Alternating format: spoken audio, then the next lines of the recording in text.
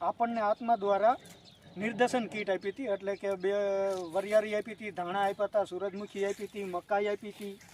તો આપણે એ બધું બીજામૃતનો પટ મારી 1 નવેમ્બર 25ના રોજ વાવેતર કર્યું હતું. એટલે 2 મહિના 3-4 દિવસ જેવો આજે ટાઈમ થયો, 5 તારીખ. એટલે ખેડૂત મિત્રો, અહીંયા તમે ખાસ અગત્યની બાબત જુઓ કે અહીંયા જે ખરીફનો પાક હતો એને કપાસ કાઢી નાખ્યો, એ પણ મિશ્ર પાક હતો, બરાબર છે, એ નીકળી ગયો છે. કેમેરો ભાઈ નીચે લાવો, જુઓ આ ખેડ નથી કરેલી અને વરિયાળીનું વાવેતર કરેલું છે. એના પહેલા સાહેબ આના અંદર પાછું ગુવાર હતો, બરાબર, કપાઈ થયો એટલે અમે પાછું એ થયું, એટલે એ પણ મિશ્ર પાક હતું.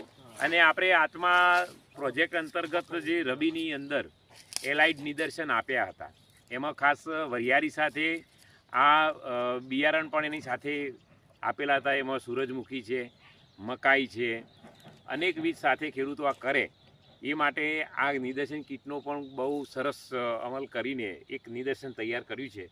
અને બિલકુલ જો એમને પાક લઈ લીધો છે, એના જડિયા મૂઢિયા છે જે છે ઉપરથી રાખેલા છે, એ કહેવાય છે કે મૂળ છે જમીનની અમાનત છે, બરાબર.